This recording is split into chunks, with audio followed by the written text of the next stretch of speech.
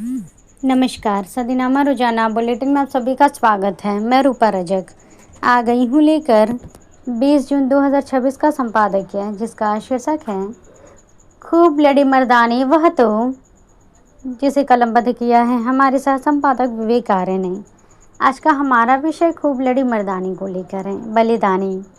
देश में जगह जगह सेना में अंग्रेजों के विरुद्ध विद्रोह का युद्ध शुरू हो गया। झांसी की रानी झांसी में स्थित सेना में कार्यरत भारतीय सैनिकों ने भी चुन चुन कर अंग्रेज अधिकारियों को मारना शुरू किया। जानते हैं इस संबंध में आगे क्या कहते हैं हमारे संपादक महोदय। भारत में अंग्रेजी सत्ता के आने के साथ ही गांव-गांव में उनके विरुद्ध विद्रोह होने लगा, पर व्यक्तिगत या बहुत छोटे स्तर पर होने के कारण इन संघर्षों को सफलता नहीं मिली। अंग्रेजों के विरुद्ध पहला संगठित संग्राम 1857 में हुआ। इसमें जिन वीरों ने अपने साहस से अंग्रेजी सेनानियों के दांत खट्टे कर दिए, उनमें झांसी की रानी लक्ष्मीबाई का नाम प्रमुख है। 19 नवंबर 1835 को वाराणसी में जन्मी लक्ष्मीबाई का बचपन का नाम मनु था। प्यार से लोग उसे मणिकर्णिका का छबीली भी कहते थे। इनके पिता श्री मोरोपंत तावे तथा माँ श्रीमती भागीरथी बाई थी।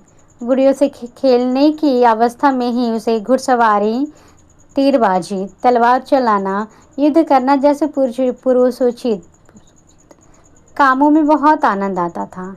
नाना साहब पेशवा उनके बचपन के साथी थे। उन दिनों बाल विवाह का प्रचलन था, अतः 7 वर्ष की अवस्था में मनु का विवाह झांसी के महाराजा गंगाधर राव से हो गया। विवाह के बाद वह लक्ष्मीबाई कहलाई। उनका वैवाहिक जीवन सुखद नहीं रहा। जब वह 18 वर्ष की थी तब राजा का देहांत हो गया। दुख की बात यह भी थी कि वे तब तक निसंतान थे। युवावस्था के सुख देखने से पूर्व ही रानी विधवा हो गई।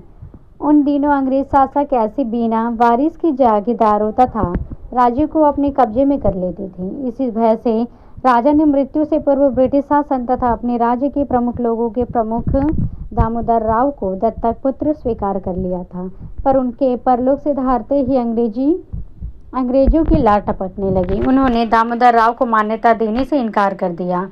मान्यता देने से मना कर झांसी राज्य को ब्रिटिश शासन में मिलाने की घोषणा कर दी। यह सुनते ही लक्ष्मीबाई सिंहनी के सम्मान गरज उठी, मैं अपनी झांसी नहीं दूंगी।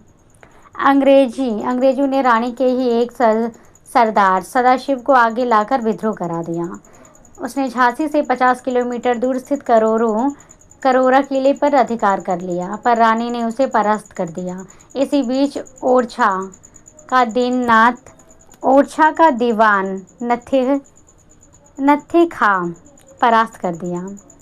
नत्थे खा झांसी पर चढ़ गया। उसके पास 60,000 सेना थी, पर रानी ने अपने शौर्य व पराक्रम से उसे भी हरा दिया। इधर देश में जगह जगह सेना में अंग्रेजों के विरुद्ध विद्रोह हो गया। झांसी में स्थित सेना में कार्यरत भारतीय सैनिकों ने पूरी चुन चुन कर अंग्रेजी के अधिकारियों को मारना शुरू किया। रानी ने अब राज्य की बागडोर पूरी तरह अपने हाथ में ले ली, पर अंग्रेज उधर नई गोटियां बैठा रहे थे। जनरल ह्यूग रोज ने एक बड़ी सेना लेकर झांसी पर हमला कर दिया। रानी दामोदर राव को पीठ पर बांधकर 22 मार्च 1858 को युद्ध क्षेत्र में उतरी।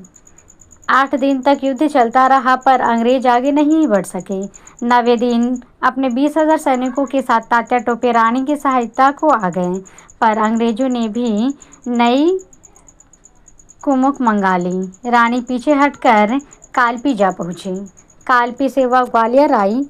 वहां 17 जून 1858 को ब्रिगेडियर स्मिथ के साथ युद्ध में उन्होंने वीरगति पाई। रानी के विश्वास पात्र बाबा गंगादास ने उनका शव अपनी झोपड़ी में रखकर आग लगा दी। रानी केवल 22 वर्ष और 7 महीने ही जीवित रहीं, पर खूब लड़ी मर्दानी वह तो झांसी वाली रानी थी गाकर उन्हें सदा याद किया जाता है।